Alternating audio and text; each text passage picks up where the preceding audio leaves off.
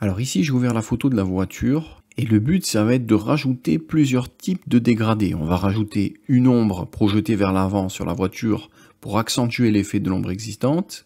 On va rajouter un éclairage en haut, donc on va projeter la lumière comme s'il y avait un cône de lumière. On va rajouter donc un dégradé. On va rajouter un effet de reflet sur le capot. Et on va rajouter un dégradé avec une couleur d'ambiance, des couleurs chaudes, pour changer complètement l'atmosphère de l'image. Donc on va vraiment tout faire sur les dégradés. Donc le premier dégradé qu'on va rajouter, c'est l'ombre projetée sur la voiture. Donc on va amplifier l'effet qui existe déjà. Donc pour faire cela, je vais prendre l'outil lasso polygonal. Donc je vais aller chercher en haut dans la barre d'outils par clic droit et je vais demander lasso polygonal. Vous voyez, c'est celui-là. Donc il fait des lignes droites. Donc je le prends, voilà. Alors ici, on va dessiner la forme de l'ombre. Donc ici, l'ombre elle part vers l'avant. Donc je vais cliquer en dessous de la roue. Vous voyez, on va un peu amplifier cette ombre. Je vais aller chercher ici, voilà, une ombre un peu comme ça, comme ceci. Ici, on peut cliquer, cliquer, cliquer, et on referme à ce niveau-là. Voilà, donc là, j'ai dessiné une sélection qui représente la forme de l'ombre. Donc à partir d'ici, je vais aller prendre l'outil dégradé à gauche dans les outils. Il est caché avec le pot de peinture, donc faites attention, il peut être caché. Voilà, donc c'est G comme gradient, dégradé, je clique. Vous voyez, j'ai l'outil dégradé. Et alors, avant d'utiliser l'outil dégradé, je vérifie les couleurs que j'ai. Donc vous voyez ici, j'ai les couleurs par défaut. Donc si vous n'avez pas les couleurs par défaut, vous pouvez appuyer sur la touche D du clavier, couleur par défaut, et vous aurez du noir pur et du blanc pur. Voilà, on a du noir et du blanc. On le voit aussi en haut, vous voyez, il y a le dégradé. Ici, on pourrait choisir d'autres types de dégradés, il y a une liste de dégradés. Donc nous, on va juste prendre l'outil dégradé, et ici, on a du noir et du blanc à gauche. Et on clique, on glisse. Donc, je clique à partir de ce point-là, et je glisse. Voilà, on voit bien qu'il y a un fondu, je relâche le clic. Voilà, et là, ce qui est intéressant, c'est que le dégradé, maintenant, est dynamique. C'est-à-dire que toujours avec l'outil dégradé, vous voyez, quand je suis sur la barre de dégradé, je peux bouger le dégradé, le déplacer dynamiquement. Ça, c'est vraiment bien. Donc, je pourrais à tout moment le réajuster. Ici, à gauche, j'ai ma couleur de départ, la couleur noire. Voilà, comme ceci. Et à droite, j'ai ma couleur finale, couleur A et couleur B. Ça, c'est ma couleur B. Donc, couleur finale, elle est en blanc. Et ici, on a un petit losange. Le losange, c'est juste la proportion, la quantité de couleurs qu'on va avoir. Ici, si je pousse mon losange, je vais avoir beaucoup plus de la couleur A, la couleur initiale. Si je déplace mon losange vers la gauche, j'aurai beaucoup plus de la couleur B, la couleur finale. Donc ça représente vraiment l'équilibre de quantité de couleurs. Donc à vous de chercher l'équilibre. Voilà. Si je veux changer la couleur, je double-clique tout simplement sur le petit rond de couleur. Et j'accède au sélecteur de couleurs, ça c'est vraiment bien. Donc là je vais laisser en noir, et ici, si je double-clique, je pourrais changer aussi la couleur là. Alors évidemment le blanc on doit le rendre transparent, donc on a plusieurs techniques. Je peux aller dans les modes de fusion, et aller demander par exemple produit. Produit ça rend le blanc transparent, donc ça c'est une solution. Ou alors, je peux aller là-haut dans les dégradés, donc soit en haut dans la barre d'options, soit ici dans le panneau propriétés. Je vais pouvoir choisir les types de dégradés. Dans basique, vous avez le dégradé noir vers transparent. Donc je peux changer dynamiquement à tout moment. Voilà, je modifie. Donc là, j'ai un dégradé du noir vers du transparent. Je peux déplacer la barre de dégradé, voilà, pour jouer un petit peu sur les ombres. On va vraiment renforcer l'ombre, donc je décale la barre, voilà comme ceci. Alors ici, ce qui est important de voir, c'est quand j'ai utilisé l'outil dégradé, il a automatiquement créé un calque de dégradé. Vous voyez, donc j'ai mon calque de dégradé avec un masque associé. Donc on peut créer des calques de dégradé. En bas, vous voyez, il y a une icône. Et ici, j'ai calque de dégradé. J'aurais pu le créer de cette façon. Là, on est parti de l'outil. On a utilisé l'outil dégradé. Donc il a automatiquement créé ce calque de dégradé. Alors maintenant, on voudrait flouter les bords. Donc évidemment, il y a toujours plusieurs solutions. On essaye souvent de trouver la solution la plus simple. Donc là, je vais cliquer ici. J'en profite que j'ai un masque. Et vous voyez, ici, dans les options de propriété, on a le contour progressif. Ça tombe bien. Si on augmente, on va pouvoir flouter les bords. Voilà, ça c'est très pratique, c'est une option du masque. Vous voyez, ça fait beaucoup plus naturel, évidemment. Voilà, je vais un peu moins flouter. Je m'appuie vraiment sur le visuel et j'essaye d'avoir les mêmes duretés d'ombre. Vous voyez, l'ombre est quand même assez nette, mais il y a un petit flou quand même. Donc, je vais réduire un peu le contour progressif. Je m'appuie sur les ombres existantes, voilà, pour essayer de coller à la réalité. Voilà, comme ceci. Ensuite, évidemment, je peux changer le mode de fusion et l'opacité. Donc, je vais aller chercher un mode... Peut-être lumière tamisée, voilà, incrustation. Donc là, il faut les essayer. Voilà, lumière tamisée, je vérifie avec l'œil avant-après. On a vraiment renforcé l'ombre et je vais baisser un peu l'opacité. Donc ça, c'est le premier exemple. Ça, c'était pour l'ombre. Voilà, donc je peux double-cliquer et l'appeler ombre. Alors, deuxième exemple, on va rajouter un éclairage au-dessus. On va renforcer la lumière qui est en haut. Donc, on va reprendre l'outil lasso.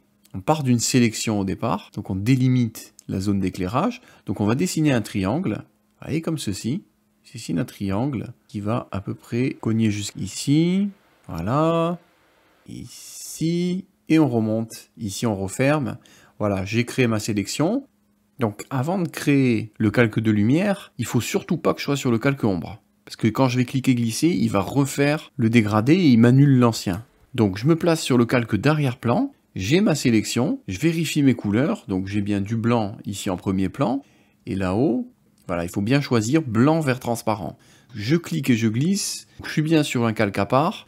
J'ai le blanc vers le transparent dégradé, c'est bon. Je pars d'ici et je dessine mon cône de lumière. Voilà, comme ceci. Je relâche le clic. Et vous voyez qu'automatiquement, il m'a bien créé un nouveau calque de dégradé. C'est ça qui est important. C'est de bien comprendre que, vous voyez, à chaque fois, j'ai un nouveau calque de dégradé qui est créé. Donc, il faut bien que les deux soient indépendants. Ici, je double-clique, ça, c'est lumière. Voilà, je valide. Alors, évidemment, avec l'outil dégradé, je peux remodifier, je peux changer la couleur. Alors, c'est vrai que là, j'ai mis du blanc, mais finalement, c'est un peu orangé. Donc, je peux double-cliquer sur la couleur ici et aller chercher avec la pipette une couleur un peu orangée, si je veux rester dans la même idée, ou jaune.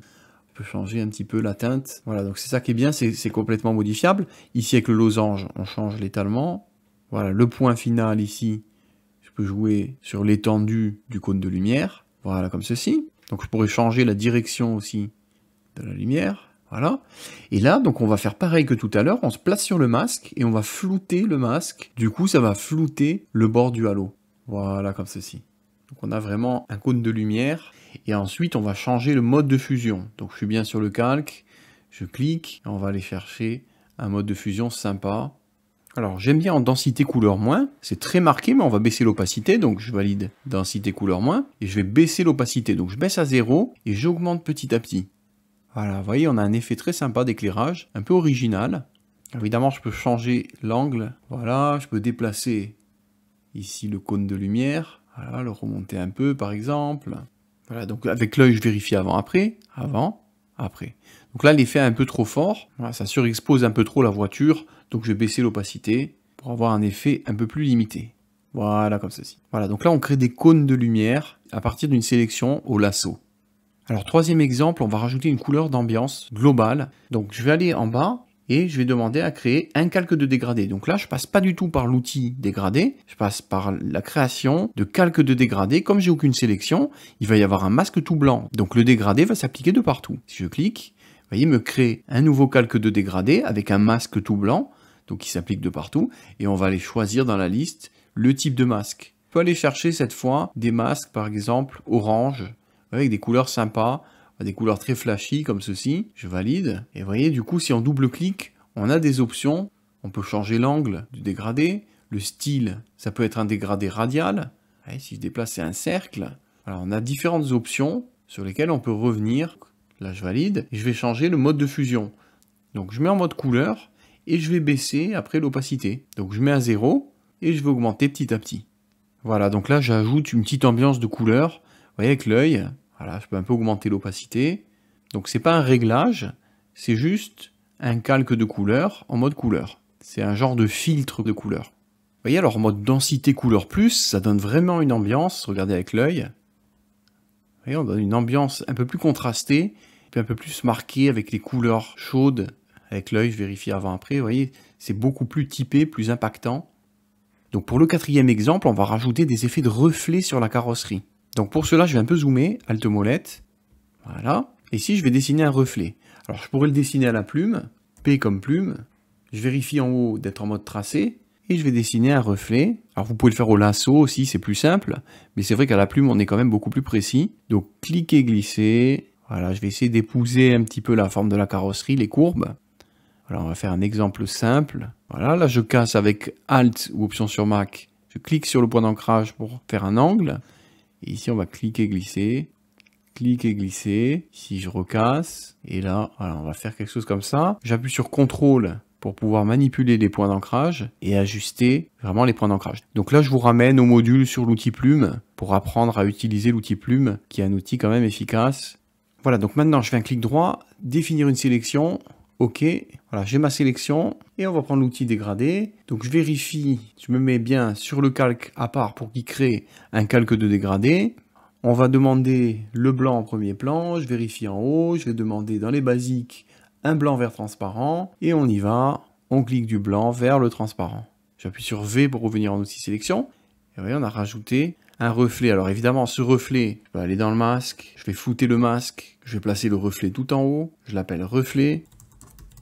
Et on va changer le mode de fusion. Donc dans les modes de fusion, je vais aller chercher un mode sympa. Alors en lumière vive, c'est sympa, voilà. Et après, je peux baisser l'opacité. Voilà, donc après, à vous de jouer sur le contour progressif si vous voulez des formes qui soient nettes ou plutôt floues. Alors évidemment, avec le masque, je peux peindre. Et puis toujours sur le principe du masque, je peux aller effacer certaines parties. Vous voyez, donc là, on a un reflet qui est sympa.